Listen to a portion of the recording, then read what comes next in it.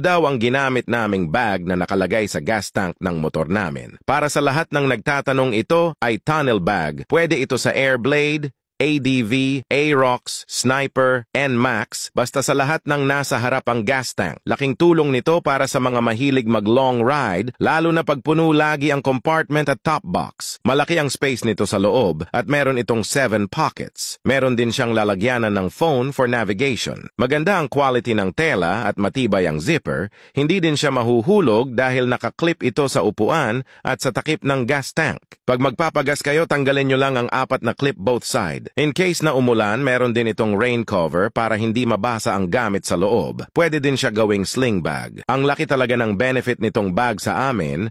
Dati kasi bagpack lang ang nilalagay ko sa may gas tank, mahirap iliko ang manibela at delikado, kaya swak talaga tong bag na to sa gas tank. Para sa mga gusto mag-avail, i-click lang ang yellow bag.